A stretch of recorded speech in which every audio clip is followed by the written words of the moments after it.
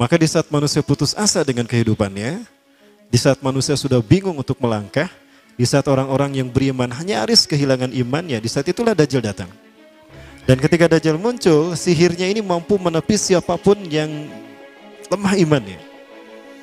Bahkan siapapun, kata Rasulullah SAW, diperintahkan untuk pergi menghindari Dajjal. Jangan sampai kamu merasa bahwa kamu bisa menghadapinya. Karena siapapun yang terkena fitnah Dajjal di saat kehadirannya, maka dia tidak akan pernah bisa melepaskan diri. Sehingga dia menjadi pengikutnya yang setia, bahkan akan bersama-sama dengan Dajjal di neraka. Assalamualaikum warahmatullahi wabarakatuh. Salam sehat, salam sejahtera buat kalian semua dimanapun kalian berada. Jumpa lagi di ANA Channel.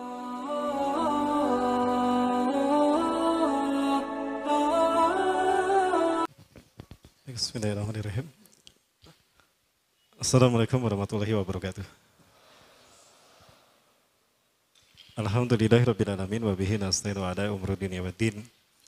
Wassalatu wassalamu ala asyrafil anbiya'i wal mursalin wa ala alihi washabihi ajmain wa man ittaba'ahum bi ihsanin ila yaumiddin. Masyaallahu kan wa ma lam yasha' lam yakun wa la haula wa la quwata illa billahil aliyyil azim. Qala Allah ta'ala fi kitabihil karim wa biqaulihi yahtadil muhtadun. A'udzu billahi samil alim minasy syaithanir rajim min hamzihi wa nafthihi wa nafthihi. Ya ayyuhalladzina amanu taqullaha haqqa tuqatih wa la tamutunna illa wa antum muslimun. Wa qala fi ayatil ukhra wa tazawwadu fa inna khairaz zadi taqwa wa takunu ya ulil albab. Wa qala fi ayatil ukhra hal yanzuruna illa an ta'tiyahumul malaikah aw ya'tiya rabbuka aw ya'tiya ba'du ayati rabbik. Yauma ya'ti ba'du ayati rabbika la yanfa'u nafsan imanuha lam takun amanat min qablu aw kasabat fi imani khaira. Qul taziru inna muntazirun. Wa qala Rasulullah sallallahu alaihi wasallam huwa shadiqul wa'dil amin.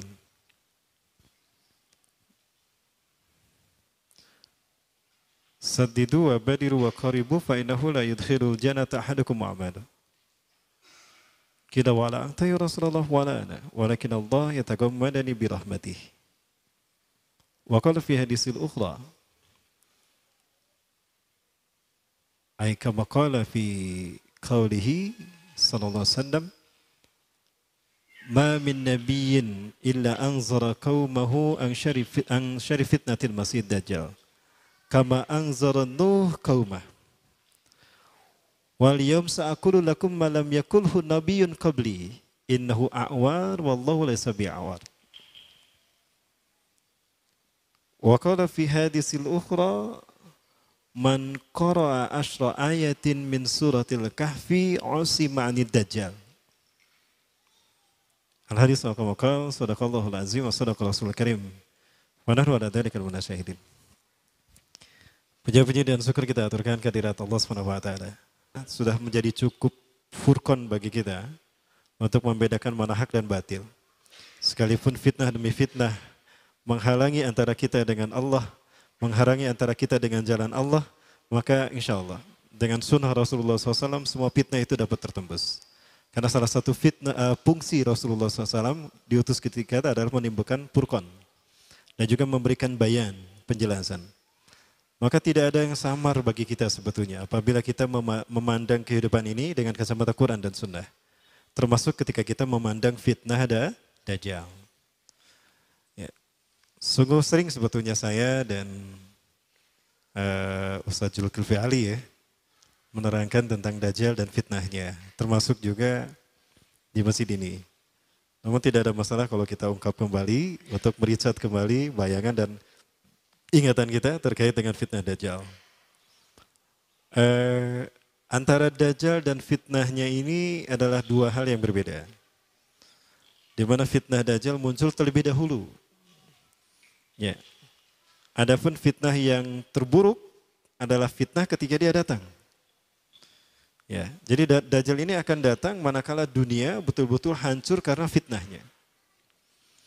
Maka di saat manusia putus asa dengan kehidupannya, di saat manusia sudah bingung untuk melangkah, di saat orang-orang yang beriman nyaris kehilangan imannya, di saat itulah Dajjal datang.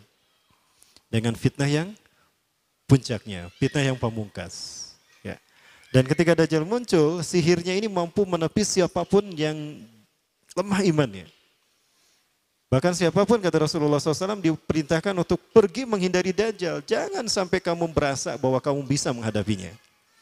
Karena siapapun yang terkena fitnah Dajjal di saat kehadirannya, maka dia tidak akan pernah bisa melepaskan diri. Sehingga dia menjadi pengikutnya yang setia, bahkan akan bersama-sama dengan Dajjal di neraka. Ya. Memang ada nanti seorang pemuda yang kata Rasulullah SAW akan menghujah Dajjal dengan keimanannya. Namun itu adalah pemuda yang terbaik imannya. Ya, khadisyab imanan yaumaidin. Pemuda yang terbaik imannya pada saat itu. Dan dialah yang akan dibunuh oleh Dajjal. Saya sempat berdoa kepada Allah, mudah-mudahan itu saya. Tapi ternyata bukan ya. Ternyata bukan. Pemuda ini adalah pemuda dari Palestina yang perkiraan akan dibunuh di usia 20 tahun. Hari ini sudah ada dan dia sudah berusia 14 tahun. Dan pemuda inilah yang sedang diburu oleh Israel. Dan inilah jawaban kenapa Israel banyak membunuh anak-anak di Palestina. Anak laki-laki usia segitu di Palestina. Karena Dajjal yakin, Israel itu udah yakin, pemuda itu sudah ada. Ya, itulah alasannya. Dan pemuda ini ada kemungkinan dibunuh di Madinah karena dia sedang studi di Madinah. Studi ilmu hadis. Baik, kita kenalan dulu dengan Dajjal. Ya, sekali lagi, karena saya terlalu sering membahas tentang Dajjal sampai ada jemaah yang menyebut saya Ustadz Dajjal ya.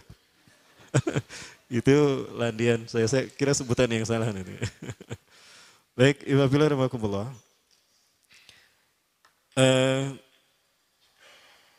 Siapakah Dajjal? Ada banyak referensi yang bisa kita kaji terkait dengan Dajjal ini. Kalau terkait dengan kitab, saya lebih senang membaca kitab Syarah Muslim karya Syekh Imam An-Nawawi. Dimana di Syarah Sahih Muslim Syekh An-Nawawi ini banyak memberikan penjelasan yang update. Menurut saya cukup relevan dengan fakta kekinian. Ya. Kemudian juga ada kitab-kitab yang lain seperti kitab Nihayatul Alam fil Fitan wal Malahim karya Dr. Amin Muhammad Jamaluddin dari Timur Tengah. Ada juga buku atau kitab Nihayatul Alam karya Profesor Dr. Muhammad bin Abdurrahman Al-Arifi.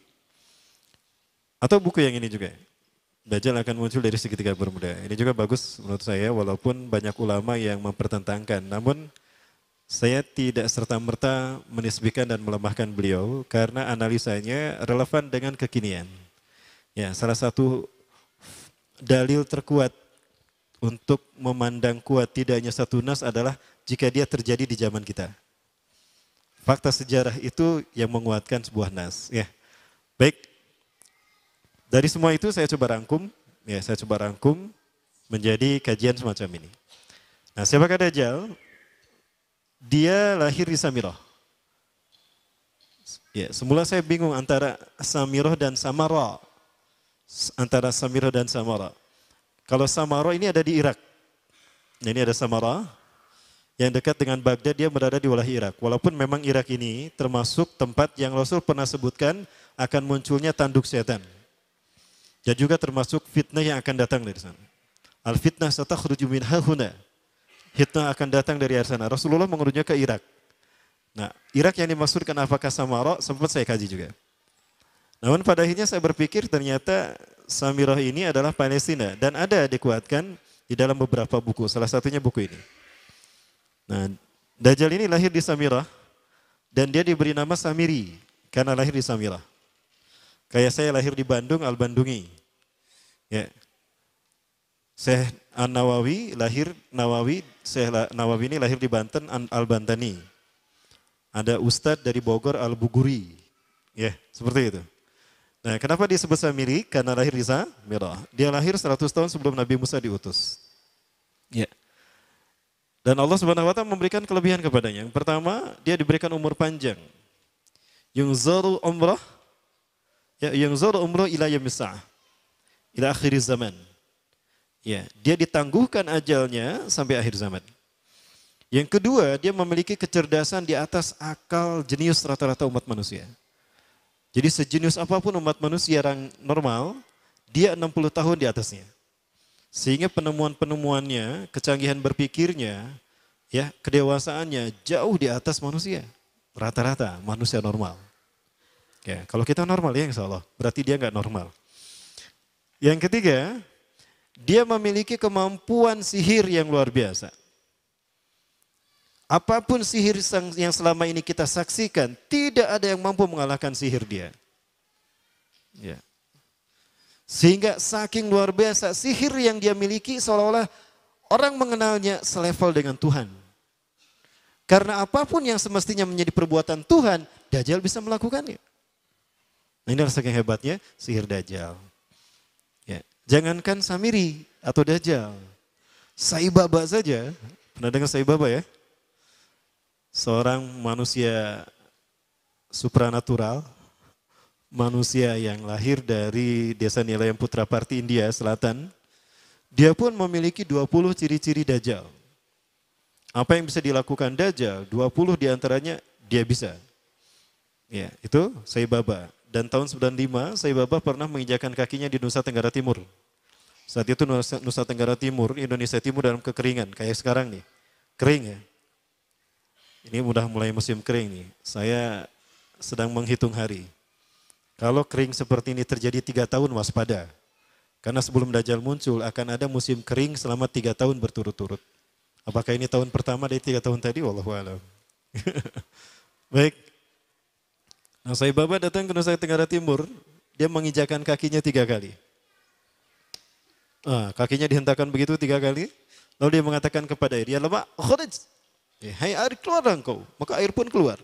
Sampai sekarang, sampai ada toren besar dibangun untuk menampung air yang dikeluarkan oleh dia. Pada dasarnya ini adalah izin Allah, namun ini istidrat bagi dia.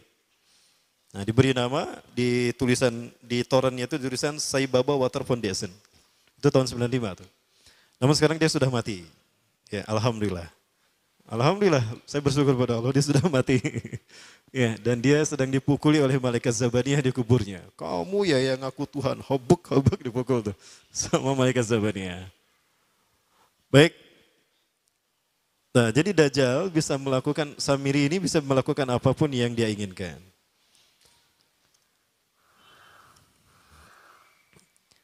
Nah, nasab kelahirannya adalah nasab yang aneh para Allah. Ya, dia lahir dari termasuk Bani Israel. Ya, Bani Israel ini keturunan Nabi Yakub. Yakub itu gelarnya Israel. Keturunannya disebut Bani Israel. Dari Yehuda.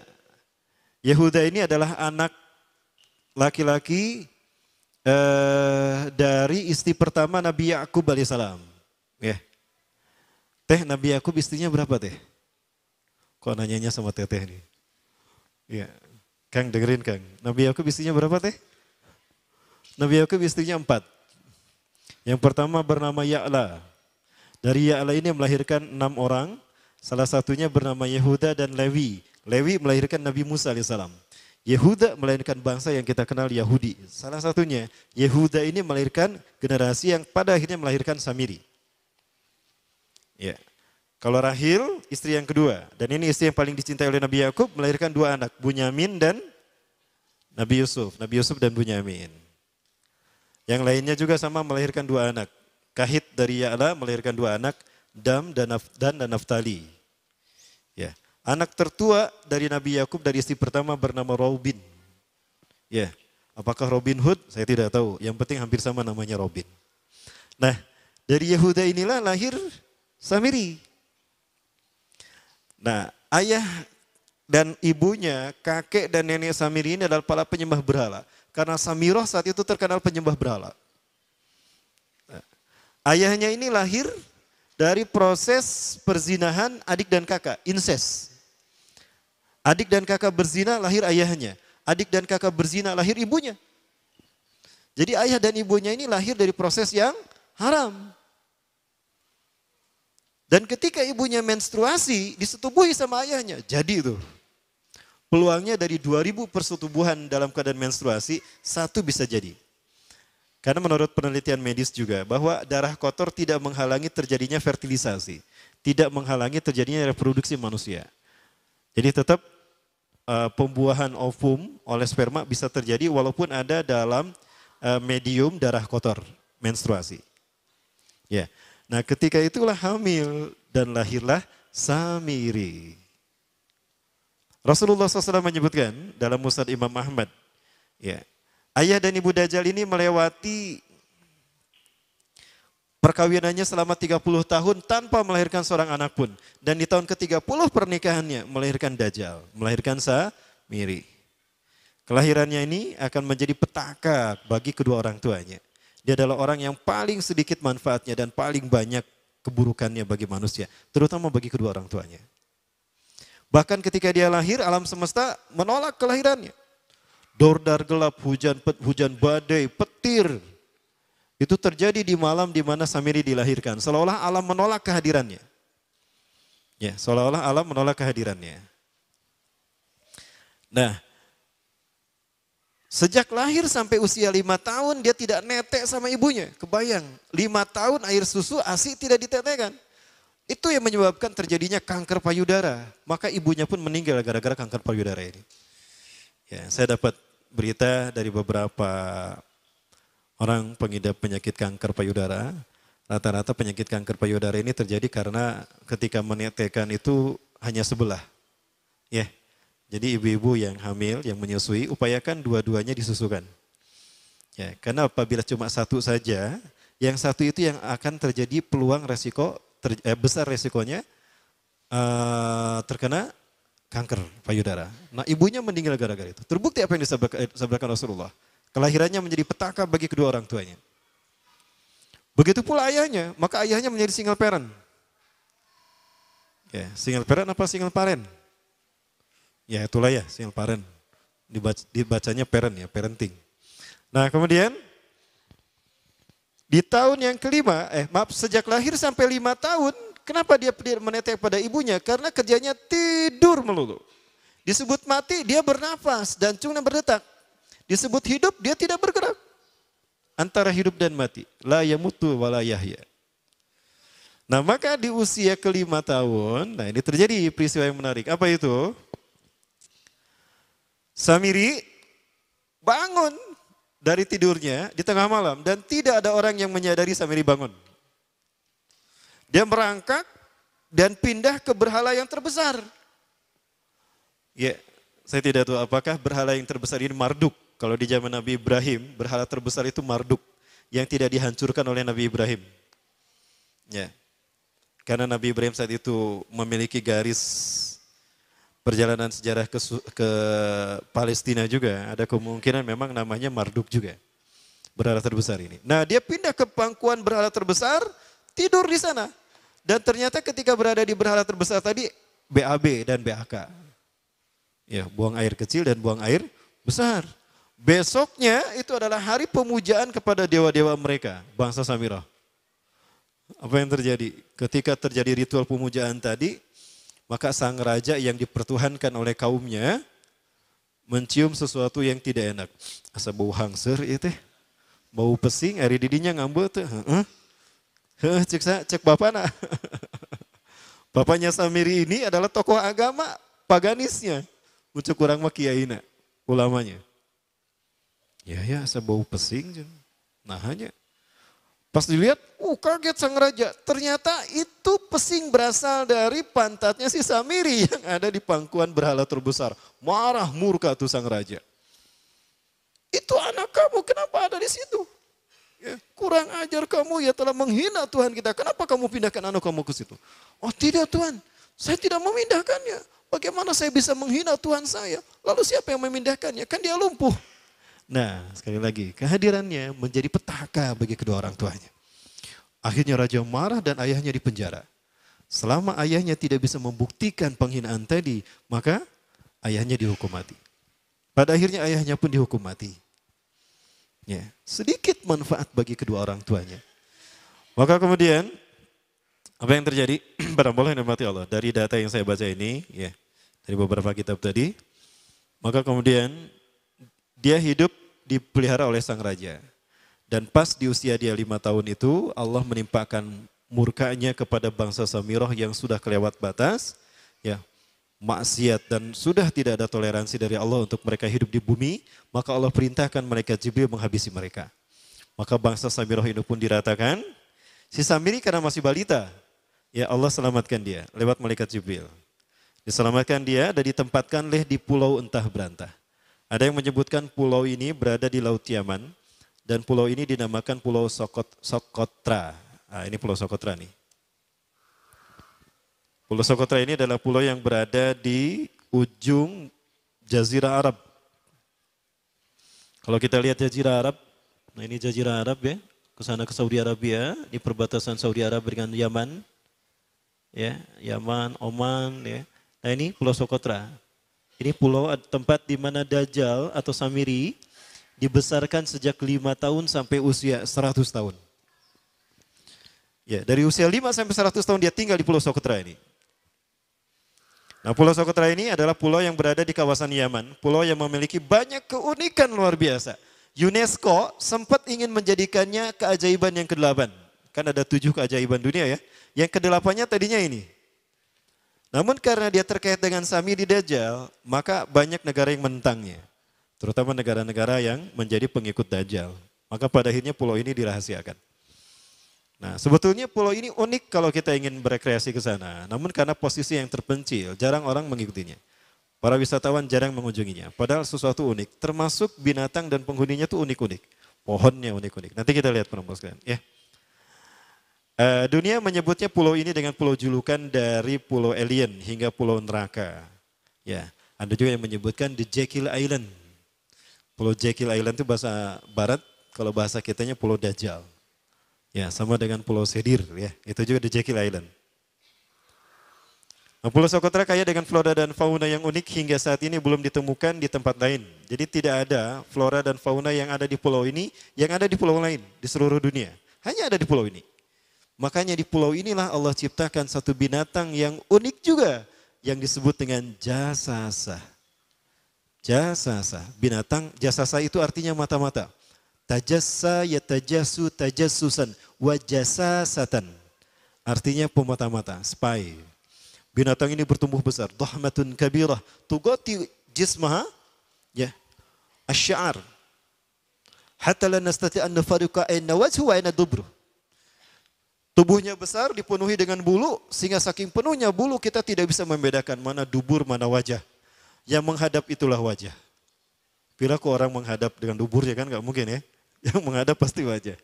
Baik. Ya. Karena itu pulau ini pernah dilesarkan sebagai salah satu dari 7 keajaiban dunia yang baru. Ya. Nah baik ini contohnya nih. Saya perlihatkan keajaiban dan keunikan. Ini adalah padang pasir di Pulau Sokotra. Ya. Ini padang pasir di Pulau Sokotra. Ini burung, salah satu jenis burung yang bisa kita jumpai di Sokotra. Dan ini kepiting unik. Kepiting Pulau Sokotra. Aneh ya, kepitingnya seperti itu. Kayak Mr. Crab, Mr. Crab. Ya. Di film apa? SpongeBob. Ya. Ini laba-laba langka di Sokotra, mirip tarantula. Dan ini pohon darah naga yang ada di Pulau Sokotra juga. Pokoknya pohon-pohonnya unik, berambal. Arah-arah pokoknya. Nah, ini salah satu jenis pohon Dorstenia Sokotra. Dan ini juga pohon yang lain, pohon Dendrosisaios Sokotra. Hese menyebutkan aja ya. Nah, hal ini yang membuat Dajjal terinspirasi. Ya, karena dia hanya menjumpai binatang dan tumbuhan langka, flora fauna satwa langka di pulau ini. Ini menjadikan dia terinspirasi untuk menciptakan makhluk. Jangan salah, Dajjal kecerdasannya mampu melakukan cloning dan mampu melakukan berbagai macam riset dan eksperimen. Hatta eksperimen yang mengilhami film Hulk. Itu Dajjal bisa melakukannya. Ya, jangan salah penuh. Bahkan ketika orang membayangkan kendaraan tercanggih itu pesawat terbang, Dajjal sudah mampu membuat piring terbang dengan kecerdasannya. Ya, Rasulullah menyebutkan kendaraan Dajjal itu, ya, Dia bisa terbang kata Rasulullah. Dan kecepatan terbangnya 5 kilometer. Terbaca Prambola 5 kilometer? Ya, ada ya 5 kilometer. Baik, ini kering mungkin ya. Coba.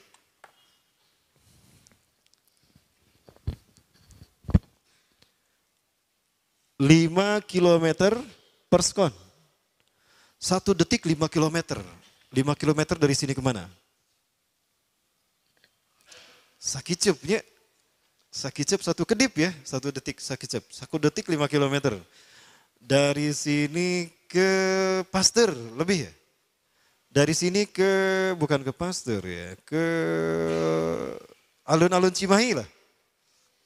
1 kedip sudah ada di alun-alun Cimahi, 1 kedip sudah ada di Tagog, Padalarang, 1 kedip sudah ada di Ciranjang, Raja Mandala, 1 kedip sudah ada di Ciranjang.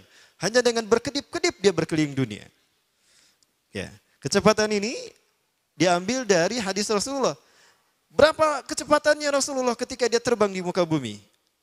Ya, kendaraan yang dia gunakan itu kecepatan terbangnya seperti awan yang ditiup angin kata Rasulullah. Dan awan rata-rata ditiup angin itu 5 km per sekon. Ya.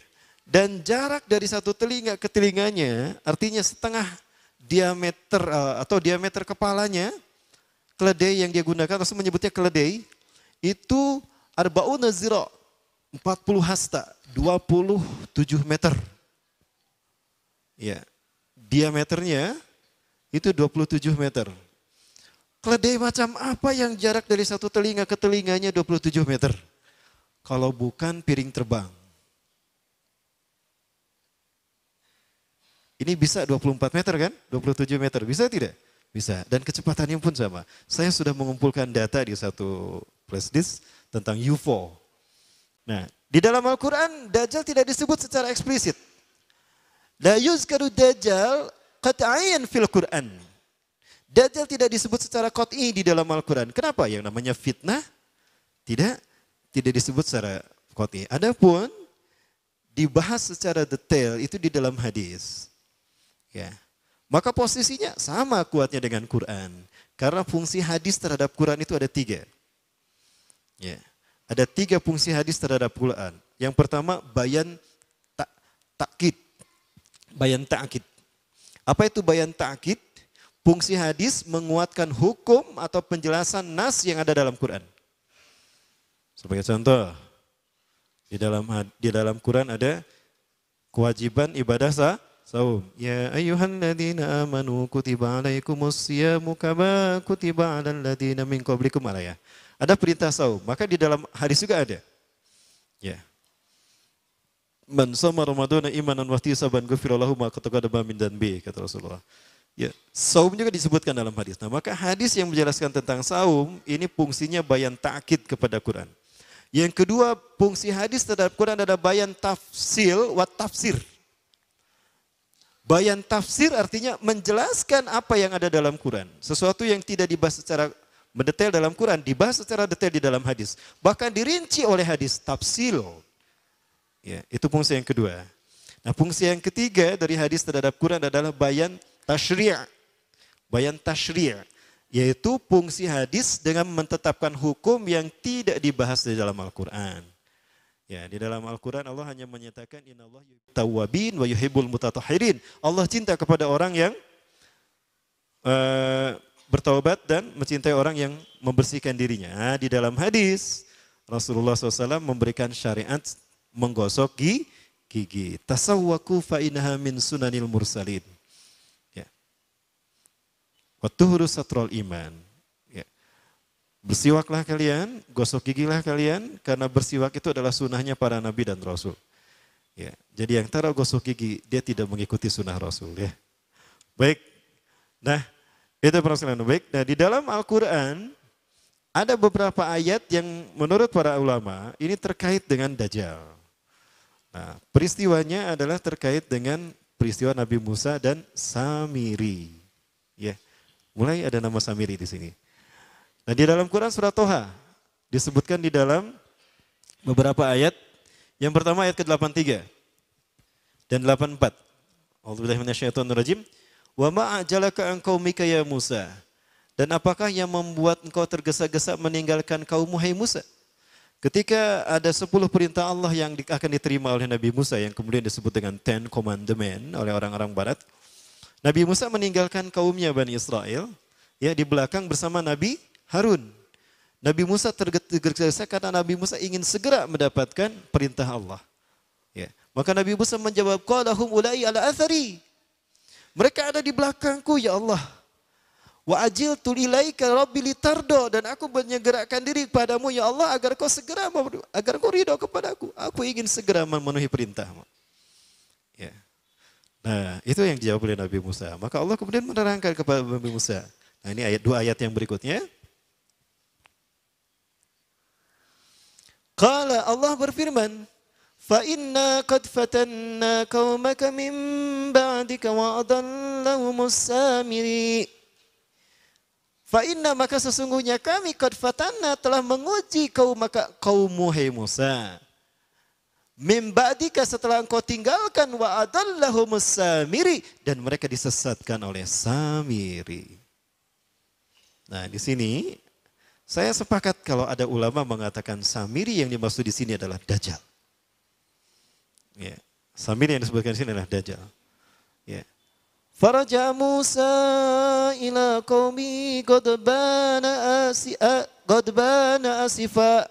Maka kembalilah Musa kepada kaumnya dalam keadaan marah yang sangat marah, marah yang berlapis-lapis. Sampai pada kaumnya, hingga begitu sampai pada kaumnya itu Nabi Harun ditarik jenggotna, ari maneh bet diantep maranehna nyembah berhala. Nyembah patung, aduh ulah kitu atuh bisi coplok eta jenggot. Ya. Wahai saudaraku, kenapa kau menarik jenggotku? Jangan kau seperti itu. Aku sudah memperingatkan mereka, tapi mereka telah terperdaya oleh perkataan Samiri. Indahnya perkataan Samiri lebih mereka dengar ketimbang nasihatku, wahai kakakku. Wahai saudaraku. Ya, itu kata Nabi Harun. Maka qala, berkatalah Nabi Musa, ya qaumi alam ya'idkum rabbukum wa'dan hasanan. Wahai kaumku, bukankah Allah telah menjanjikan janji yang baik untuk kalian? Afatola alaikumul ahdu. Apakah janji itu terlalu lama bagi kalian? Am adatum ayyahilla alaikum ghadabun min rabbikum. Atau kalian sengaja ingin ditimpa azab murka dari Tuhan kalian? Fa akhlaftum mau'idi, sehingga kalian menyalahi perjanjianku. Aku sudah mengatakan, tunggu aku akan sampaikan apa yang Allah berikan pada kalian sebagai janji Allah kepada kalian. Maka digambarkan Nabi Musa marah, itu patung anak sapi. Nah, patung anak sapi ini dibuat oleh Samiri. Sekali lagi, Samiri yang kita bicarakan sebagai Dajjal, dia punya kemampuan magic yang luar biasa. Dan dia punya kemampuan yang tidak bisa dicapai oleh manusia sejenius dan sehebat apapun. Ya. Maka jika ada manusia-manusia yang luar biasa di antara kita, itu adalah mereka yang dibentuk oleh Dajjal. Contohnya siapa? David Copperfield, David Mindfreak. Siapa lagi? Para The Master ya. Nah, jangan salah penulisan. Ada juga Rael juga sama. Dia seseorang yang tadinya tidak tahu apa-apa, sesuatu yang orang menganggap biasa, tiba-tiba dia menjadi seseorang yang luar biasa, supranatural, luar biasa. Itu juga sama. Termasuk juga Sai Baba. Pernah melihat Sai Baba, Bu? Belum? Baik, kita lihat sebentar. Siapa Sai Baba ya? Jangan kemana-mana, tetap bersama saya setelah yang satu ini. Ya. Kita lihat Sai Baba. Mudah-mudahan ada di sini ya. Coba lihat, ada nggak? Ah, ada, ini Sai Baba nih. Ini dia Sai Baba.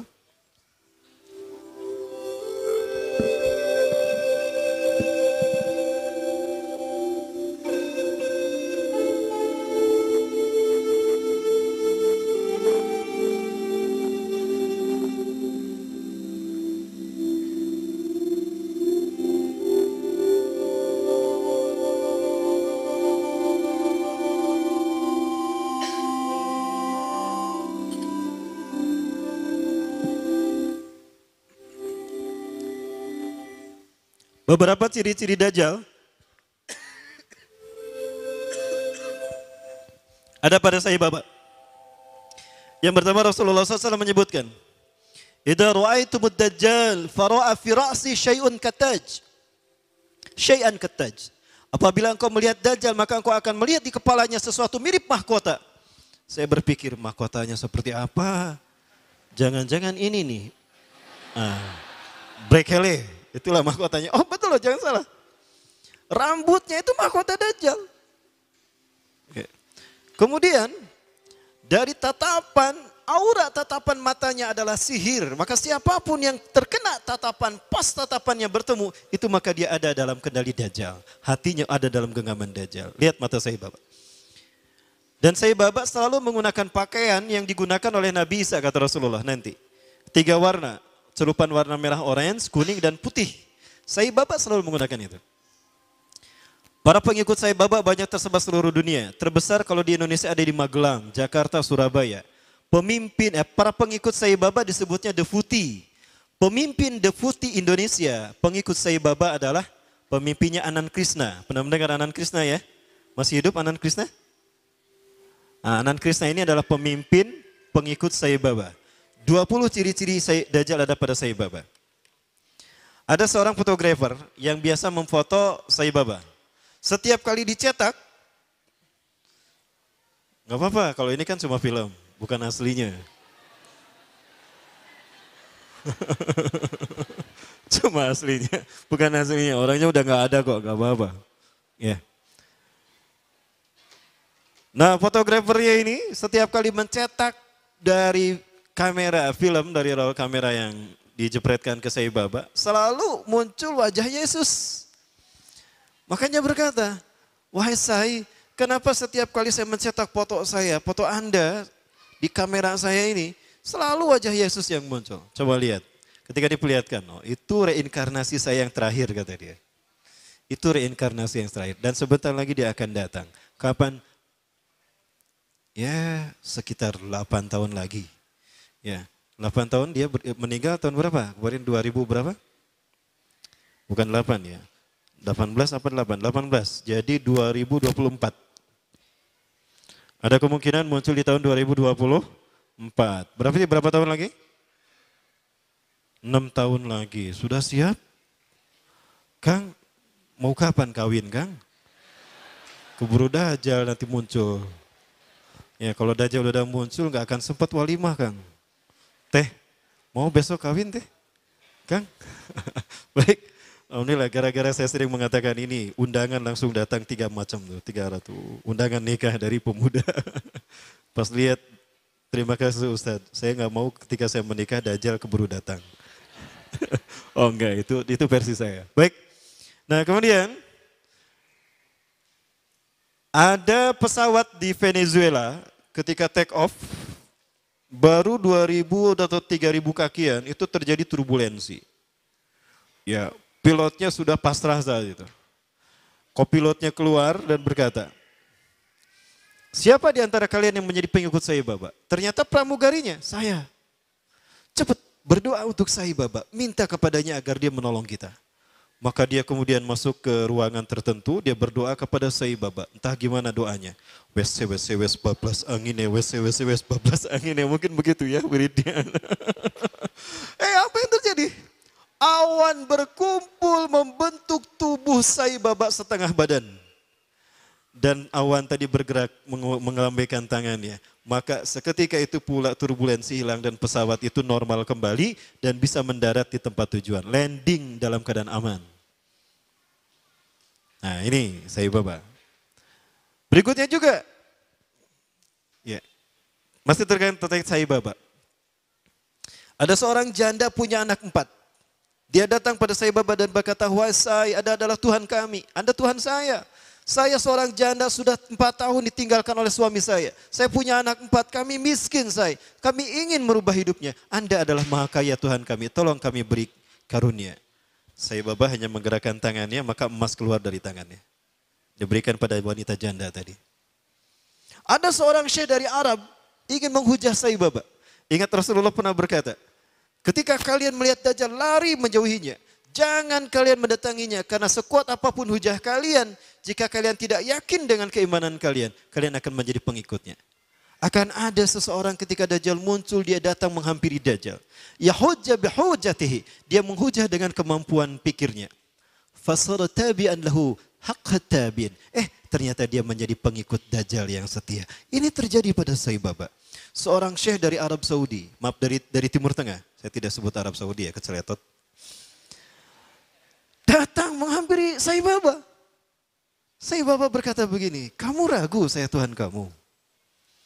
Coba apa yang bisa dilakukan Tuhanmu, saya akan melakukannya. Maka apapun yang diminta oleh syekh tadi, Sai Baba melakukannya. Maka apa yang terjadi? Syekh tadi menjadi pengikut Sai Baba yang setia. Hati-hati. Nah, baik, kita masih bicara Sai Baba.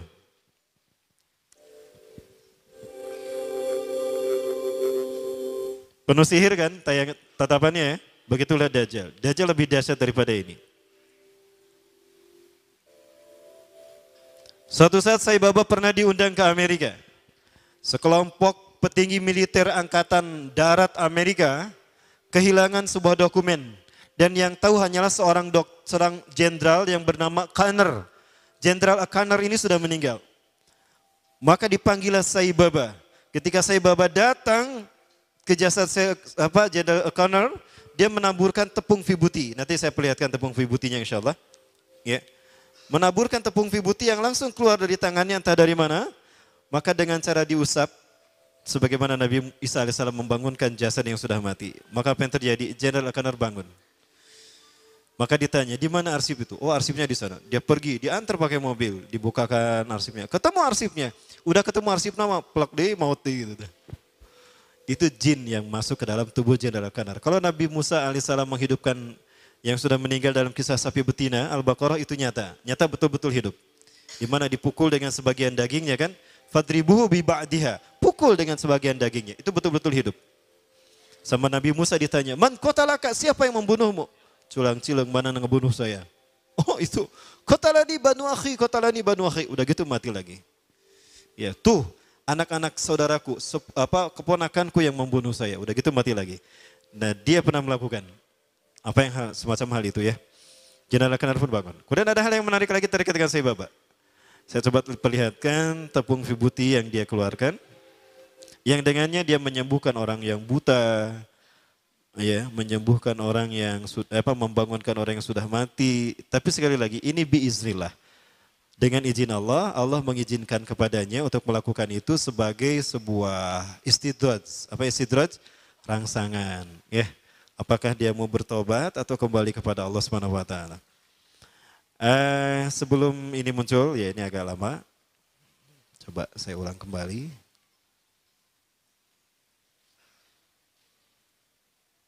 Muncul.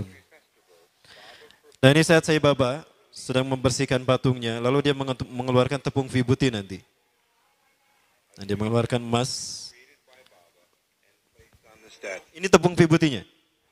When he places his hand into the upturned pot, fragrant vibhuti is showered over the icon.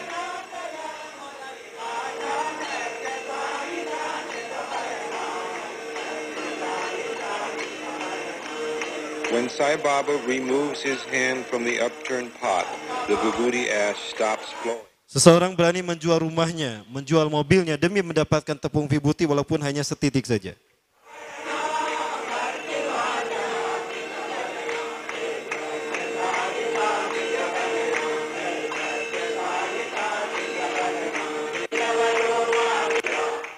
Dapat dilihat tepung itu nggak habis-habisnya. Inilah sihir dia.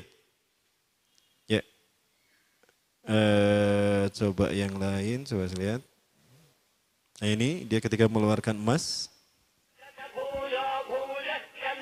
Itu tepung vibhuti yang dia keluarkan.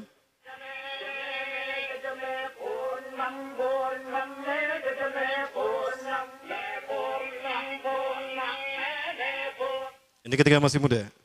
Rasulullah SAW menyebutkan Samiri atau Dajjal itu dia mandul, tidak suka kepada lawan jenis. Dan dia tidak menikah, termasuk Sai Baba juga sama. Dia ngejomblo seumur hidup. Ya, dan dia sudah mati. Baik, Ibu Rahmatullah. Nah kemudian kita kembali ke kajian kita. Waktu kita masih ada? Sampai jam berapa? Sampai maghrib. Ya. Nah, Nabi Musa marah kepada Sai Baba. Maaf kepada Sai Baba. Kok jadi Sai Baba? Nabi Musa marah kepada Samiri. Maka kemudian Samiri pun diusir sama Nabi Musa ya. Qala berkata Nabi Musa kepada Samiri, "Fama khatbuka ya Samiri?" Ya. Maka apa yang mendorongmu untuk melakukan itu hai Samiri? Saya lupa Pramono sekalian menceritakan. Saya cerita dulu sebentar. Ya, sebetulnya nanti ada itu pembahasannya. Tapi entah di slide keberapa. Nah Samiri sejak dipindahkan ke pulau Yaman yang tadi dinamakan Pulau Sokotra, ya, di sana dia tinggal dari usia 5 sampai 100 tahun. Kerjaannya adalah bangun, makan, minum, tidur. Bangun, makan, minum, tidur. Bangun, makan, minum, tidur. Begitu sampai usia 100 tahun. Samiri ini. Ya, dia tidak melakukan aktivitas lain. Ketika dia bangun, malaikat Jibril sudah menyiapkan makanan dan minuman di sampingnya. Dimakan dia. Kadang menunya macam-macam. Ada pecel lele, tutuk oncom, cobek belut, macam-macam tuh. Minumannya macam-macam. Ada teh tarik, bajigur, kopi radik. Ada itu menu-menu saya. Itu semua menu-menu saya ya. Ya saya nyebutin apa yang saya tahu ya. Ya. Nah sampai usia 100 tahun baru dia melek, baru dia sadar. Memikirkan tentang dirinya. Allah, di mana saya? Ternyata saya sudah sebesar ini. Tapi tidak ada siapapun kecuali dia dan binatang jasasa. Binatang jasasa Allah ciptakan, Allah lahirkan berbarengan dengan lahirnya Samiri. Karena tugasnya adalah untuk memata-matai Samiri. Maka disebut jasasa, pemata-mata. Dan dia menghilang berbarengan dengan menghilangnya Dajjal. Dan akan muncul lagi berbarengan dengan munculnya Dajjal. Nanti pembahasan kita sampai kepada tanda-tanda Dajjal akan muncul. Kapan Dajjal muncul ada tanda-tandanya. Ya nanti ada pembahasannya. Baik. Nah malaikat Jibril selama Samiri tidur dia memegang pena. Nah penanya ini tidak seperti pena kita. Ada merek Roxy, pena merek apa lagi? Big, ya. Merek apa lagi? Standar, bukan ya? Nah Snowman, bukan. Tapi penanya itu kayak tongkat sihir. Nah itulah kenapa tongkat sihir pendek itu selalu seperti itu kayak Harry Potter. Potter apa Potter? Harry Potter. Nah dia punya tongkat. Nah tongkat itu sebetulnya adalah pena yang digunakan malaikat Jibril menuliskan beberapa panel prasasti yang isinya adalah pelajaran akidah tauhid untuk Samiri. Nah ini dibahas di bukunya Muhammad Isa Daud. Ya cuma Muhammad Isa Daud ini banyak ditentang sekali lagi oleh para ulama. Namun menurut saya kita lihat kebenaran Muhammad Isa Daud ini apabila realita kita hari ini sesuai dengan analisanya. Insya Allah. Nah pena inilah yang kemudian diambil oleh Samiri. Dengan pena inilah dia mampu melakukan apa yang dia inginkan. Ya. Dan dengan pena itulah dia membuat patung anak sapi. Ya. Bagaimana caranya? Dia masuk ke tengah-tengah kaum Nabi Musa. Jumlah umat Nabi Musa saat itu 70.000 orang. Yang menyelamatkan diri dari Mesir, dari kejaran Fir'aun. Sampai ke Padang Tih dan ke Palestina itu 70.000 orang. Include di dalamnya Nabi Musa, Nabi Harun dan Nabi Yusha bin Nun. Atau Nabi Joshua kata orang Kristen. Ya, nah maka dia mampu mempengaruhi beberapa orang dari pengikut Nabi Musa. Maka mereka mengeluarkan perhiasan mereka, dimasukkan pada kuali, dibakar. Nah perhiasan itu pun dibentuk dengan kemampuan magicnya menjadi patung anak sapi. Jin masuk ke dalam patung anak sapi itu dan berkata, aku Tuhannya Musa dan Musa telah lupa. Maka sujudlah mereka kepada patung tadi. Maka bertanya Nabi Musa, wa ma khatbuka ya Samiri? Apa yang membuat kamu mendorongmu melakukan hal itu hai Samiri? Kamu menyesatkan kaumku dan menyembah patung yang kau buat itu.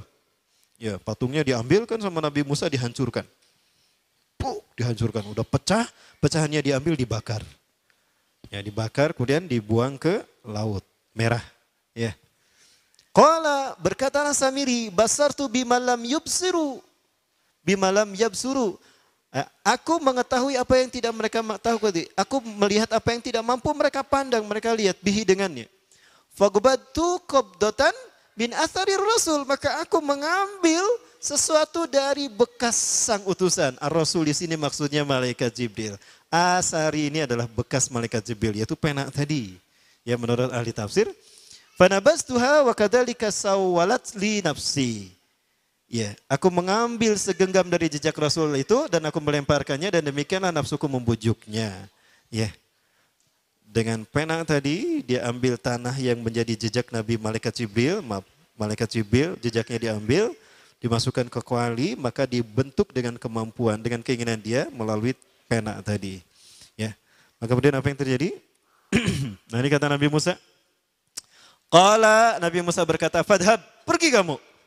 Fa inna laka fil hayati an taqula la misasa." Sesungguhnya hakmu di dalam kehidupan dunia ini adalah la misasa. Jangan kau sentuh aku. Ya. Jangan kau sentuh aku. Artinya, jangan ada yang berani menyentuh aku. Karena sekali menyentuh aku, kata intinya begitu, maka dia akan terkena oleh sihirku. Maksudnya, pergilah tinggalkan aku. Biarkan aku berbebas semaunya. Itu kata si Samiri. Wa innalaka mau'idan lan tukhlafah. Sesungguhnya engkau akan mendapatkan janji Allah yang tidak akan pernah terselisih. Artinya janji Allah itu pasti terjadi atas dirimu. Ya. Wangzur ila ilahika. Ya. Maka lihatlah Tuhanmu yang kamu tetap menyembahnya. Alladzi zolta alaihi akifan. Lanuharrikannahu thumma lanahsifannahu fil yammi nafsan. Tuhan yang kau sebut tadi, yang tetap tadi kau puja-puja, akan saya hancurkan dan akan saya bakar dan akan saya buang ke lautan. Itu kata Nabi Musa. Ya, kita percepat. Nah, Iwafillah, kemudian apa yang terjadi? Nabi Musa hanya mengusir si Samiri, tidak membunuhnya. Sementara kaum Nabi Musa yang menyembah patung anak sapi ini harus bertaubat, dan taubatnya dibunuh oleh orang yang beriman. Yang tidak menyembah patung anak sapi, jumlahnya ribuan. Maka mereka yang menyembah patung anak sapi karena disesatkan Samiri ini dalam keadaan merunduk begini untuk dipenggal kepalanya. Yang masih hidup, mereka enggak mau dipenggal, maka melawan, maka terjadilah perang dengan sesama umat Nabi Musa. Disitulah Nabi Musa berdoa kepada Allah, ya Allah, cabut hukuman ini dari engkau ya Allah. Andaikan kau tuntaskan hukuman ini, maka habis umatku ya Allah. Maka hukuman itu pun dihentikan. Dan Allah mengampuni mereka yang telah bertobat, dan Allah memberikan pahala kepada orang beriman yang meninggal gara-gara melaksanakan hukuman tadi. Ini ada dalam tafsir firman Allah dalam Quran surat Al-Baqarah. Ya Bani Israel, adhkuru ni'matallahi alaikum. Gimana terusnya? Fatubu ila barikum faktulu anfusakum al-ayah. Nah itu kalimat faktulu anfusakum. Ayat ini dikeluarkan ketika Nabi Musa berfirman, bertaubatlah kalian kepada Tuhan yang menciptakan kalian dan bunuhlah diri kalian sendiri. Maksudnya, bunuhlah mereka yang menyembah patung anak sapi tadi.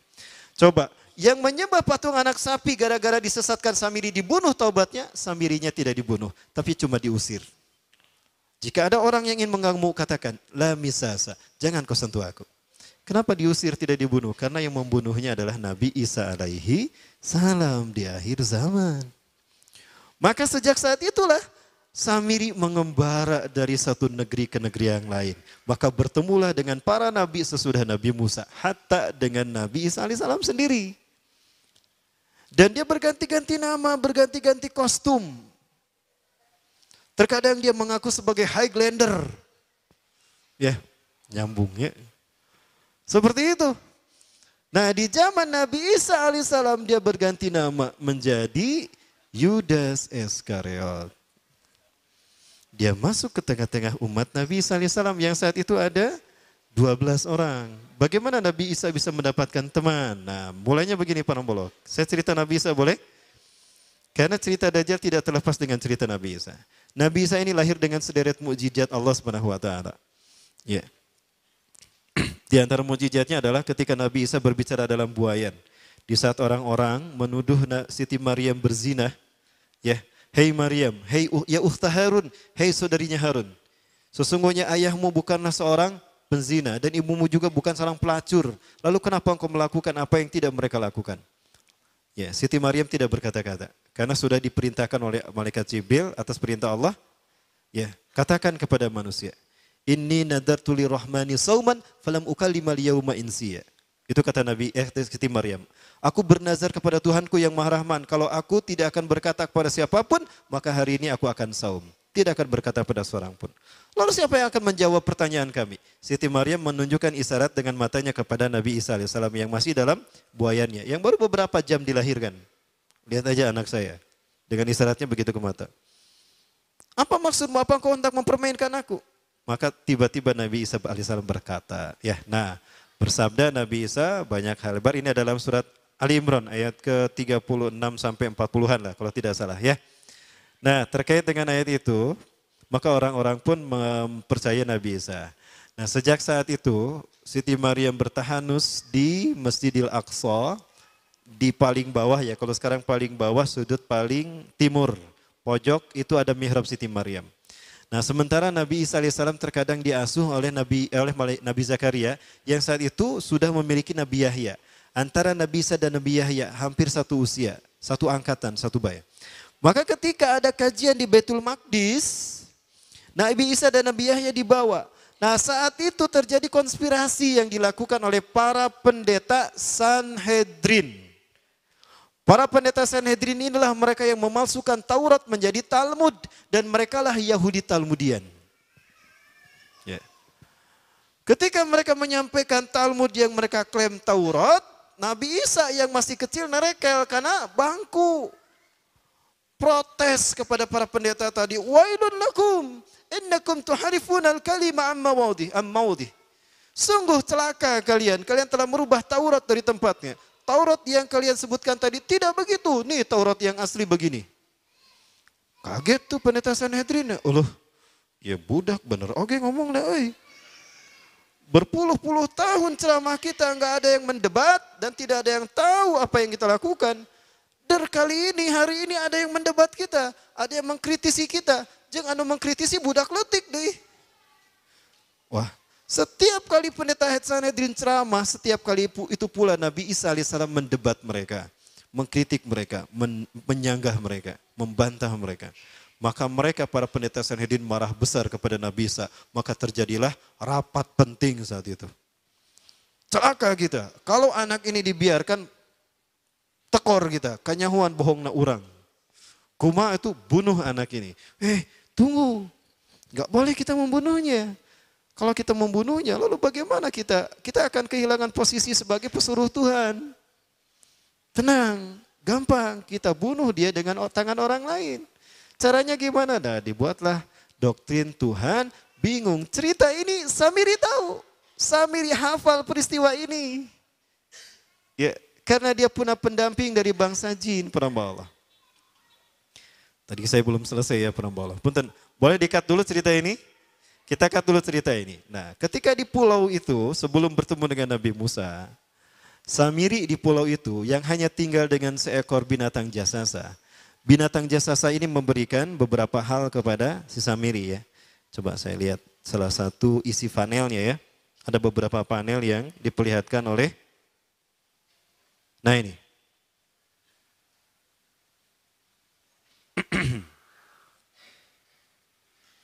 Allah Azza wa Jalla menciptakan binatang berbicara yang bernama jasasa. Dia di mana lahirnya, ajalnya, matinya sama dengan ajal Dajjal. Begitu pula muncul dan menghilangnya. Binatang inilah mengajarkan akidah tauhid kepada Samiri muda. Pelajaran ini kononnya ditulis oleh Jibril alaihissalam dalam bentuk panel-panel atau prasasti. Isi prasastinya panel 1. Yang ditulis oleh malaikat Jibril, panel 1 itu berisi kalimat la ilaha illallah, tidak ada Tuhan selain Allah. Ini dijelaskan oleh binatang jasasa. Yang kedua, panel kedua berkata Allahu wahid la syarikalah. Allah Maha Esa, tidak ada sekutu bagi Allah. Itu dijelaskan juga oleh binatang jasasa ini. Nah, binatang jasasa ini sekali lagi, dia bertubuh besar, kategorinya adalah kelasnya itu mamalia. Ya, genusnya mamalia. Cuma saya tidak tahu nama spesiesnya apa. Sebut saja Afa. Afa, yip, naik, terbang. Nah, tahu, masih ingat kan? Pada tahun 2017, akhir dari bulan Agustus di Filipina ditemukan binatang seperti ini. Ciri-ciri binatang ini nyaris sempurna seperti ciri-ciri binatang jasasa yang disebutkan Rasulullah terkait dengan binatang yang memata-matai Dajjal. Tubuhnya penuh dengan bulu. Ini disebutkan dalam surat An-Naml ayat ke-82. Ya, binatang ini seperti ini dan dia tidak pernah jauh dari laut karena dia selalu ingin membasahi tubuhnya dan dia pun makan dari makanan ikan laut. Maka dia tidak pernah jauh dari pantai, ya. Seperti ini. Nah, binatang inilah yang mengajarkan prasasti mengajarkan akidah tauhid kepada Samiri muda. Nah, panel yang ketiga, satu ini, kedua ini, ketiga ini, yang keempat, hanya engkau saja, yang ketiga, engkau diurus oleh Jibril. Karena itu janganlah engkau mengkhianati janjimu dengan Allah. Hanya engkau saja di pulau ini. Panel yang kelima, makanlah dan nikmatilah makanan dan minuman yang menjadi rizki dari Allah sesuai kehendakmu. Tidurlah sesukamu, tapi sembahlah Allah dalam berbagai keadaanmu dengan tasbih keesaan Allah kepadanya. Yaitu dengan melaksanakan sholat yang diwajibkan kepadamu. Allah lah sang raja, Allah yang Maha Esa. Dia tidak berayah dan tidak pula mempunyai anak. Ini saya agak tergesa-gesa mengetiknya. Allah Tuhan Tuhan yang maha besar dan maha agung. Dialah yang maha raja. Ada 7 panel. Panel yang ke-7 bercerita tentang Nabi Muhammad. Panel yang ke-6 itu bercerita tentang nabi-nabi. Dan khusus panel yang ke-7 cerita tentang Nabi Muhammad. Jadi Dajjal sudah tahu, Samiri sudah tahu bahwa akan diutus Nabi Muhammad di akhir zaman. Dan itu Nabi yang terbaik. Makanya dia iri. Nah, selesai panel ini disampaikan, maka binatang sejasasa berkata, wahai Samiri, saksikanlah aku telah menunaikan innani qad fa'altu ma umirtu. Ya. Min Rabbi, demi Allah saksikan aku sudah menunaikan apa yang diperintahkan padaku, kata binatang jasasa. Maka sekarang adalah perintah terakhir, yaitu pertanyaan dariku untukmu. Hal tu'minu billah? Apakah kau beriman pada Allah?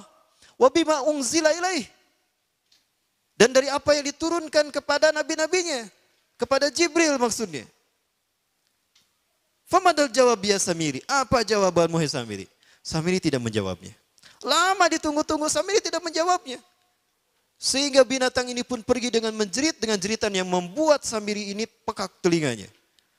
2 kali lagi datang lagi kembali kepada Samiri dan berkata binatang jasasa. Ya Samiri, famadal jawab. Hal tu'minu billah? In tu'minu billah fatakunu mu'minan ajaba imanika ila yaumil qiyamah. Jika engkau beriman kepada Allah, maka sungguh engkau akan menjadi mukmin yang menakjubkan imannya. Inna ajalaka ukhirat ila akhir zaman. Sesungguhnya ajalmu ditangguhkan sampai akhir zaman. Jika engkau beriman pada Allah, engkau akan menjadi mukmin yang menakjubkan.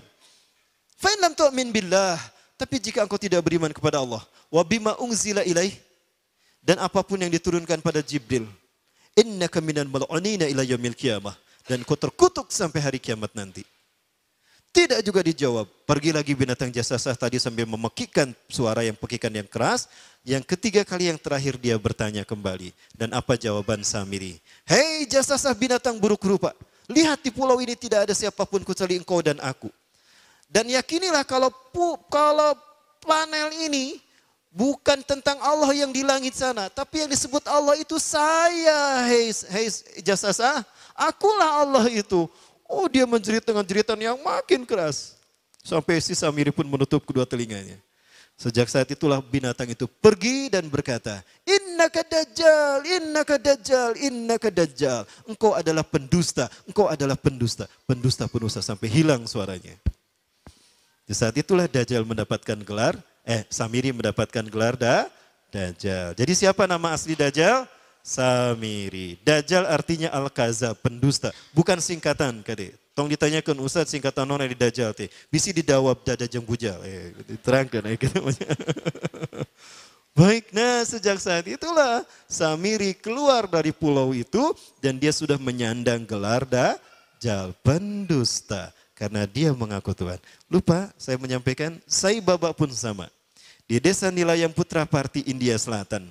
Suatu saat dia pernah ceramah mengatakan kepada para deputinya. Dia mengatakan, panggillah aku dengan panggilan yang kalian sukai. Panggillah aku Krishna, panggillah aku Yesus, bahkan panggillah aku Allah.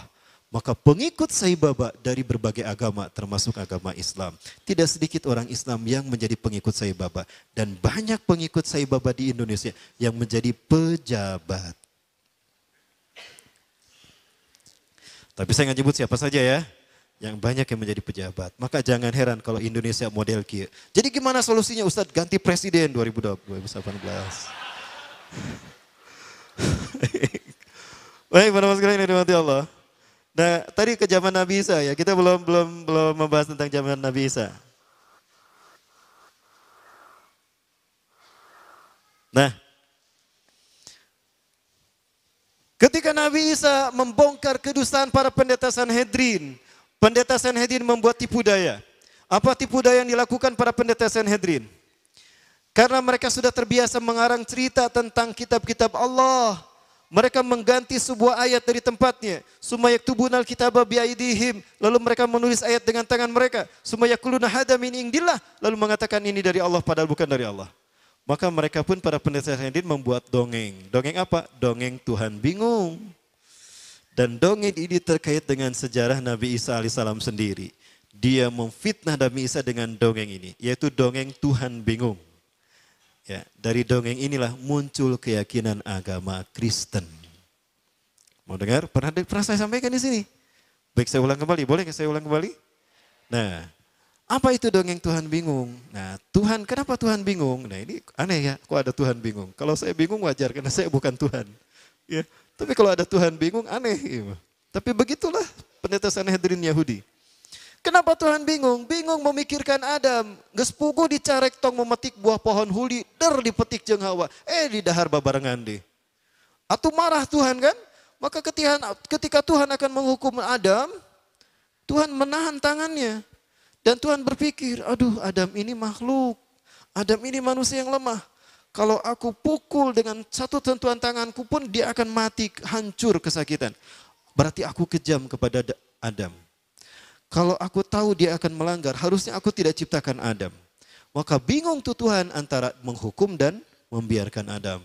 Apa bingungnya? Hukum jangan. Bingung Tuhan. Lamun orang bingung mungkin berhari-hari, tapi Tuhan kalau bingung bertahun-tahun ya. Jengkuma kalau kita bingung begini nih. Kalau Tuhan kayak gimana?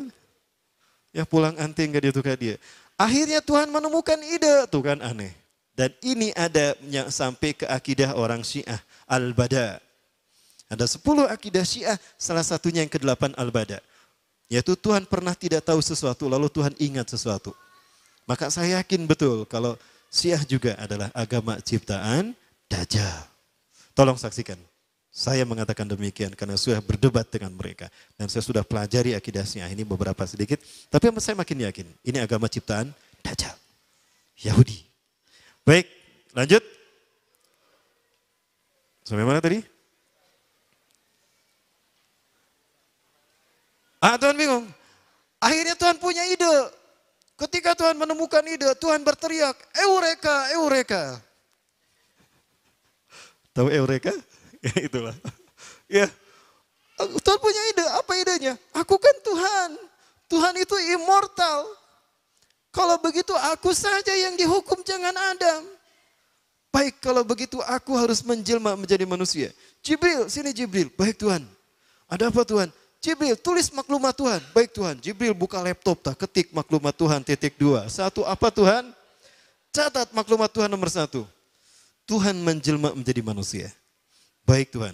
Nomor 1, Tuhan menjelma menjadi manusia. Kalau salah ketik, di delete lah. Berikutnya Tuhan bingung lagi. Kalau aku menjelma menjadi manusia, bagaimana aku hadir ke tengah-tengah manusia? Kalau aku muncul begitu saja, manusia tidak akan percaya dengan keberadaanku. Kalau begitu aku harus lahir secara normal. Baik, Jibril, maklumat nomor 2, Tuhan lahir secara normal. Baik Tuhan, ditulis Tuhan lahir secara normal. Berikutnya bingung lagi Tuhan, kalau aku lahir secara normal, siapa wanita yang layak melahirkan Tuhan? Bingung lah bisa, tong boroning di sana di Bethlehem, ya, di Palestina, iya di Istiqomah Weloba, gimana nih saya pilih nih? Kata Tuhan. Akhirnya Jibril ngasih masukan. Tuhan, boleh saya ngasih masukan? Apa Jibril? Hebat ya, Tuhan dikasih masukan sama Jibril. Tuhan, saya ingin ngasih masukan. Apa Jibril? Anda pernah mengutus saya ke Bethlehem. Ada sebuah desa bernama Nazaret. Di sana ada seorang wanita suci yang sejak lahir sampai sekarang terlindung dengan kesucian dari sisimu ya Tuhan. Siapa dia Jibril? Masa Tuhan tidak tahu? Aneh. Nah, begitulah Yahudi. Begitulah pendeta Sanhedrin. Siapa dia Jibril? Maryam binti Imran Tuhan. Hidupnya penuh dengan kesucian, hanya ibadah kepadamu di Baitul Maqdis. Ya Jibril, ihbit ilal ardi kullaha li'annani sangfu min ruhi ilaiha. Jibril, turun kamu kepada Maryam. Katakan aku akan meniupkan sebagian ruhku kepada Maryam. Maka itu pun terjadi dengan kuasa Tuhan, kata mereka. Lalu Tuhan meniupkan sebagian ruhnya ke dalam rahim Siti Maryam. Maka hamilah Siti Maryam dan lahirlah Yesus Kristus untuk menebus dosa manusia. Maksudnya menggantikan Adam dihukum oleh Tuhan.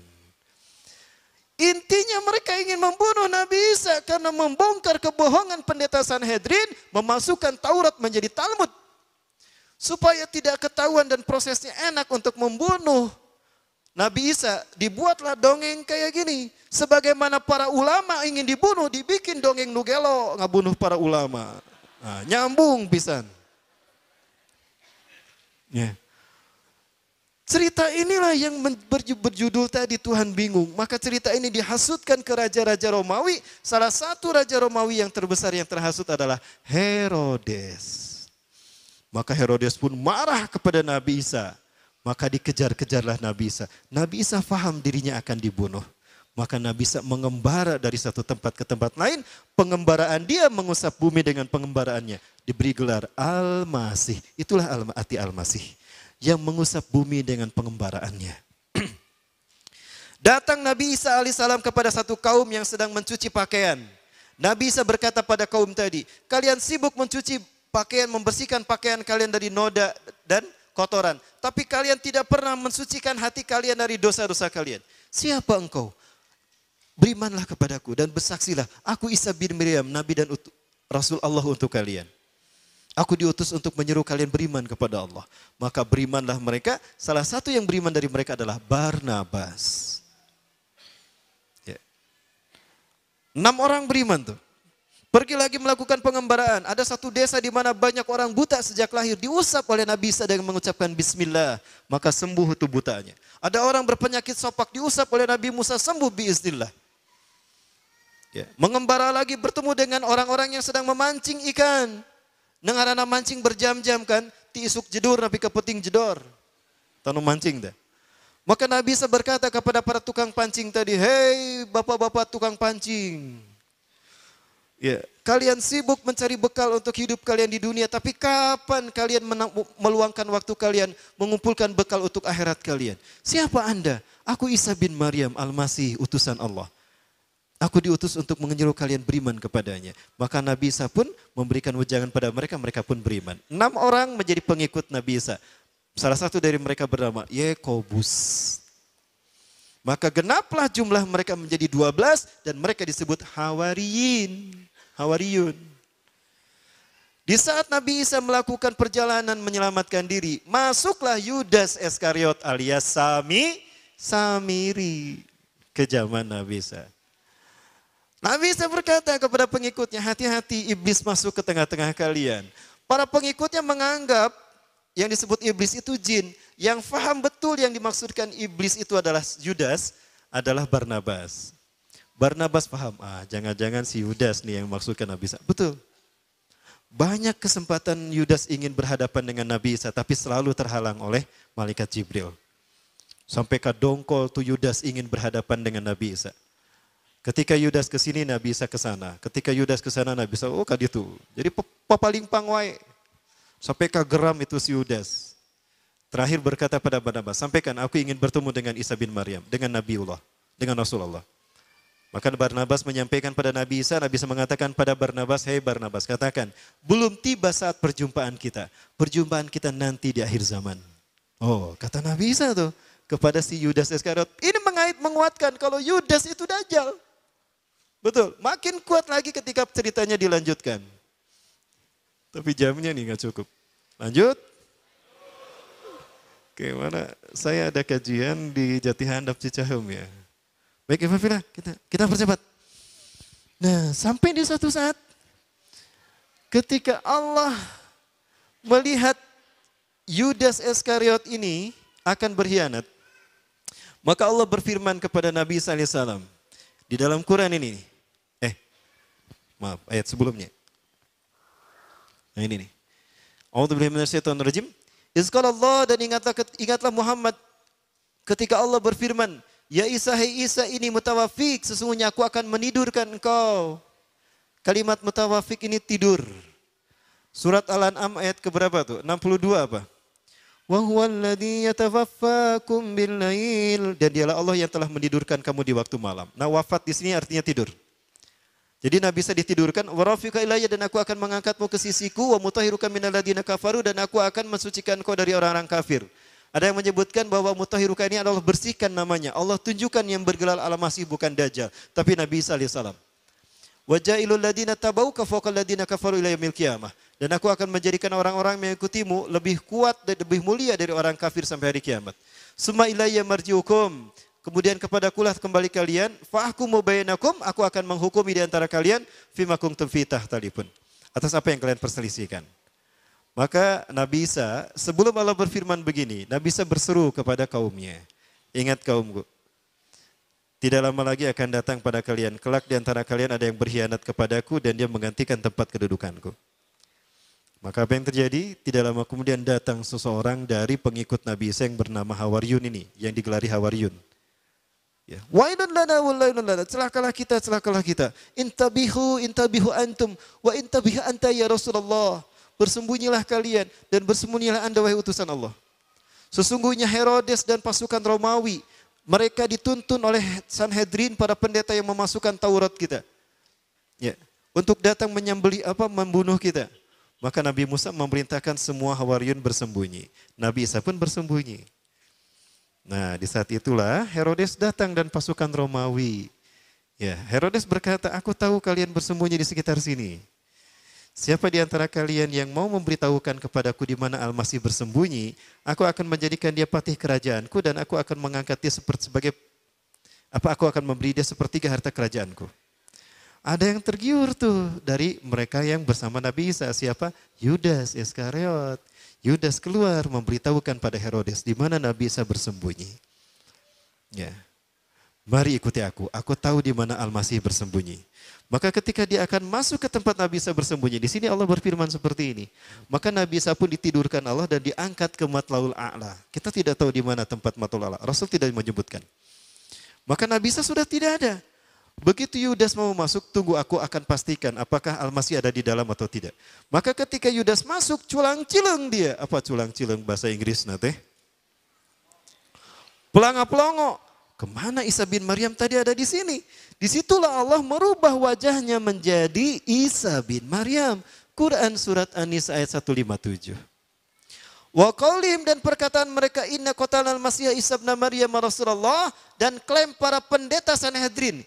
Him di sini kembali kepada para pendeta Sanhedrin. Inna qatalnal Masih Isa bin Maryam Rasulullah. Kami sedang membunuh Isa bin Maryam utusan Allah. Wa ma qataluhu, mereka tidak membunuhnya. Berarti mati tidak Nabi Isa? Tidak, kan tidak dibunuh. Wa ma salabuhu, dan tidak pula menyalibnya. Lalu siapa yang disalib? Apakah Nabi Isa? Bukan. Siapa? Walakin syubiha lahum. Tapi orang yang Allah serupakan dengan Isa. Siapa yang Allah serupakan? Yudas Iskariot. Alias Samiri, alias Dajjal. Diserupakan wajahnya menjadi Nabi Isa. Maka ketika Yudas datang kembali kepada Herodes, siapa yang ditangkap? Si Yudas inilah yang ditangkap. Mana Isa bin Maryam nyampurkan, dia ditewaklah dia. Loh, kok aku yang ditangkap? Lastu Isa, anak Yudas, ala dia dulu kemilai. Aku bukan Isa, aku Yudas yang menunjukkan kamu tadi. Nges jempek banget, mana teh banget Isa. Tak sora mana ke sora Isa. Ditangkaplah Yudas dan disalib. Ketika dia ditidurkan untuk disalib, dia melihat Nabi Isa dinaik ke langit, diangkat. Di saat itu Yudas berseru, Eli Eli lama sabahtani, ada dalam Bible tuh. Tuhanku, Tuhanku, kenapa kau tinggalkan aku? Jadi Tuhan bahasa Ibraninya Eli. Cuma di Indonesia Tuhan menjadi timnas sepak bola. Eli Aiboy. Tuhan main bola. Ya. Ini menunjukkan kalau Nabi Isa diangkat dengan fisiknya. Buktinya Yudas kok bisa melihat Nabi Isa diangkat. Kalau cuma ruh kenapa bisa dilihat? Berarti Nabi Isa diangkat dengan fisiknya. Maka kemudian dibangunkan tuh si Yudas, diarak ke bukit Golgota. Golgota artinya tengkorak. Ke bukit itulah si Yudas diarak. Karena salibnya tinggi, salibnya kadang digotong, kadang dia menunduk begini. Herodes memegang pedang di tangan kanannya, Old Testament perjanjian lama di tangan kirinya. Itu pedang ditusuk-tusukan ke tubuh Yudas. Ketika menusuk tubuh Yudas yang dikira Yesus, dikira Nabi Isa, darah bercucuran diminum tuh darahnya oleh para pendeta Sanhedrin dan tentara Romawi. Kenapa? Jika ada bagian tubuh Isa bin Maryam, Yesus Kristus dalam tubuh kita, bersatu dalam tubuh kita, maka tubuh kita tidak akan disentuh api neraka selamanya. Ini menjadi rukun kelima agama Kristen, Ekaristi Holy Water. Ini yang menyebabkan lahirnya agama Kristen. Ada 7 rukunnya. Rukun yang kelima, rukun meminum air suci. Ya. Di bawah, di depan patung Bunda Maria atau patung Yesus Kristus ada seloki, itu diganti, ada cairan warna merah darah. Itu diganti dengan sirup koko pandan, marjan. Kan sama merah ya. Nah, banyak tusukan daging menusuk, tusukan pedang menusuk tubuh Yudas, dagingnya terkelupas diambil dimakan. Jadi rukun agama Kristen yang ketiga, Ekaristi Gusti Kudus, rukun memakan tubuh Tuhan. Kalau sekarang ketika kebaktian selesai, berbaris mereka untuk keluar, pendeta berdiri di tengah, mereka berbaris menerima roti. Haleluya. Keluar. Nah itu rukun ketiga agama Kristen. Lihat kalau mereka kebaktian di gereja, kayak gitu. Nah ini yang dimaksudkan Rasulullah SAW. Yang membuat saya yakin kalau Yudas itu Dajjal. Materi kita kayaknya berlanjut nih, belum selesai nih para Allah ya. Kita belum membahas Dajjal, ini Dajjal sebelum Rasulullah. Nanti kita bahas Dajjal setelah Rasulullah SAW, sampai kekinian. Seperti apa Dajjal ya. Panitia, nanti kita bertemu lagi panitia ya. Dalam kasanah dakwah insya Allah ya. Episode kedua insya Allah. Nah, 5 menit lagi. Ini yang membuat saya yakin kalau yang disalib itu Dajjal. Mudah-mudahan ada orang Kristen yang mendengar. Ya. Sampai keluar. Rasulullah bersabda, "Ma ba'asallahu nabiyyan katun min Adam ila taqumusah." Tidaklah Allah mengutus seorang nabi pun dari Nabi Adam sampai hari kiamat, illa anzaru qaumahum. Kecuali mereka akan menasihatkan, memperingatkan kaumnya tentang bahaya fitnah Dajjal. Wal yaum sa'ukhbiru lakum ma lam yukhbir min qabl.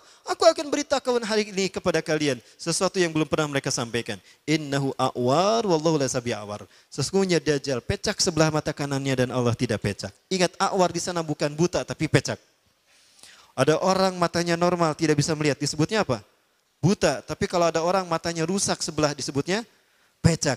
Nah, dia itu pecak. Lihat a'war dalam kamus Al-Munawir, artinya pecak. Kenapa cuma Rasulullah yang menyebutkan kalau Dajjal pecak mata kanannya? Kenapa Nabi yang lain tidak menyebutkan? Karena peristiwa pecak sebelah mata kanannya terjadi setelah Nabi Isa diangkat. Herodes dengan pedangnya tadi menusuk-nusukan ke tubuh Yudas. Salah satu tusukan pedang itu mengenai mata kanan Yudas Iskariot. Di saat itulah Dajjal kehilangan mata kanannya. Jadi Dajjal normal dengan kedua mata sejak lahir. Kapan dia kehilangan mata kanannya? Di saat dia disalib. Di saat perayaan Paskah. Itulah yang disebut dengan peristiwa Paskah. Kesehatan. Makanya cuma Rasul yang tahu. Karena Rasulullah berikutnya setelah Nabi adalah beliau, Nabi Muhammad SAW. Maka dikuburkanlah si Yudas Iskariot. Barnabas ingin membuktikan kalau dia Dajjal. Akan aku gali setelah 3 hari 3 malam. Kalau dia ternyata masih hidup berarti dia Dajjal. Setelah 3 hari 3 malam, diam-diam Barnabas menggali kuburan Yudas. Dan Yudas pun masih hidup. Maka yakinlah Barnabas kalau Yudas itu Dajjal. Terakhir yang dia inginkan, yang dia tunggu adalah Yudas mengaku Isa bin Maryam. Diobati bertahun-tahun hingga sembuh penyakitnya. Nah, ketika Barnabas bekerja dengan perkakasnya, datanglah Yudas Iskariot dan menepuk mejanya. Hei Barnabas, saksikanlah. Aku ini adalah Isa bin Maryam. Betul kamu Dajjal. Pergi kamu. Kenapa tidak dibunuh? Karena yang membunuhnya nanti Nabi Isa alaihi salam. Maka Yudas Iskariot pun pergi diusir oleh Barnabas. Maka Yudas mengembara ke seluruh dunia. Dengan kemampuan retorikanya, Yudas alias Samiri alias Dajjal mampu mempengaruhi bangsa-bangsa di dunia. Maka dalam waktu singkat dia punya banyak pengikut. Ketika dia membuat bahtera, para pengikutnya bertanya, wahai Tuanku, untuk apa kita membuat perahu ini, bahtera ini? Kita akan berkeliling dunia, kita akan taklukkan dunia dengan perahu yang kita naiki. Kita akan taklukkan lautan ini. Dan tidak ada negara kecuali mereka akan tunduk kepada kita. Wahai paduka Tuanku, untuk keliling dunia kita butuh logistik, kita butuh perbekalan. Coba kalian lihat, banyak kapal yang lalu lalang ke sana kemari. Mereka pasti bawa logistik. Kita bajak mereka, kita ambil logistik mereka untuk bekal kita. Maka muncullah sosok yang kemudian mata yang pecak ditutup sebelah, tangannya yang tetanus karena disalib, diamputasi, diganti begini, ya, dan dia pun menggunakan topi untuk menutup luka-luka di wajahnya, maka jadilah Jack Sparrow, the Pirates of Caribbean. Nah, jadilah bajak laut. Lihat simbol bajak laut, tengkorak. Tengkorak adalah simbol Bukit Golgota, tempat di mana Samiri alias Dajjal dikuburkan, penuh dengan tengkorak di sana. Mengembaralah dia ke setiap dunia dan sampailah dia di segitiga Bermuda. Segitiga Bermuda adalah area lepas pantai yang dihubungkan oleh 3 titik, Puerto Rico, Florida, dan Bermuda. Di situ ada tempat di mana iblis membuat singgasananya. Disitulah pertemuan terjadi antara iblis yang bernama Ajazil dengan Dajjal yang bernama Samiri. Pertemuan ini yang ditunggu-tunggu oleh iblis sejak turun ke muka bumi. Dan iblis berkata, kemarilah Sam. Samiri, Sam, kadia Sam. Dirangkul dia. Dan iblis pun berkata, hari ini adalah hari yang aku tunggu-tunggu. Sejak aku diturunkan dari surga ke dunia. Di mana aku dipertemukan dengan saudara kembarku. Panggillah dia oleh kalian sebagai Paman Sam. Amerika. Amerika adalah negara bentukan Yahudi. Negara bentukan Dajjal. Ya. Ada satu perjanjian yang mengerikan antara iblis dan Dajjal saat itu. Di mana iblis ceramah dengan ceramah yang menakutkan. Salah satu ceramahnya berisi, aku akan berikan Yerusalem kepada hamba-hambaku yang akan menanti kedatanganku di akhir zaman. Berarti Yerusalem diserahkan kepada Israel itu sudah ada dalam janji pertemuan antara iblis dan Dajjal. Donald Trump hanya menyampaikan jadi pemanjang lidah iblis dan Dajjal. Betulkah demikian? Nantikan di Al-Murabi, insya Allah. Di Al-Murabi hari Selasa akan saya bahas isi perjanjian, ikatan perjanjian antara iblis dan Dajjal yang mengerikan. Saya yakin itu. Karena salah satu yang diinginkan adalah membentuk persatuan dunia yang dibingkai dalam ikatan nama The New World Order. Tata dunia baru. Maka negara-negara di dunia adalah pseudo government di dalam kendali iblis dan Dajjal yang oleh orang Yahudi digambarkan dengan handshake of Illuminati. Seperti apa simbolnya? Ini dia. Siapapun yang mengangkat tangannya seperti ini, berarti dia komitmen dengan iblis dan Dajjal. Ustadz, dulu saya pernah foto kelas Ustadz, cis. Aduh, Ustadz gimana dong, apa saya harus syahadat lagi? Ya, sini syahadat lagi, sini. Ada yang pernah gitu, syahadat lagi, saya saksikan aja.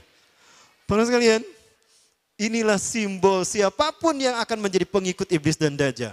Dan inilah yang dilakukan oleh para pemimpin-pemimpin negara, hatta pemimpin-pemimpin kota di seluruh dunia. Sampai ke tingkat wali kota, mereka bisa terkenal, mereka bisa menjabat dalam waktu singkat. Jika mereka komitmen kepada iblis dan Dajjal, maka nama mereka akan diorbitkan dalam waktu singkat. Betulkah demikian? Jangan salah. Ini adalah propaganda iblis dan Dajjal hari ini. Dan inilah bagian dari fitnah Dajjal. Lalu apakah ada keterlibatan konspirasi ini di dalam pemilihan wali kota? Baiklah, itu dulu. Ini pembahasan Dajjal sebelum Rasulullah diutus. Nanti kita bahas fitnah Dajjal setelah Rasulullah diutus. Ya, saya bagi 2. Ya, setelah Rasul diutus sampai sekarang. Itu bagian keduanya insya Allah. Di mana insya Allah mungkin di sini atau di Al-Murabi atau di Al-Latif. Terima kasih. Hadanallahu wa yakum asmin afu minkum. Yang benar dari Allah, yang salah kudayapan saya pribadi dan saya bisik bahasa Astagfirullahaladzim. Hadanallahu wa yakum asmin afu minkum. Assalamualaikum warahmatullahi wabarakatuh.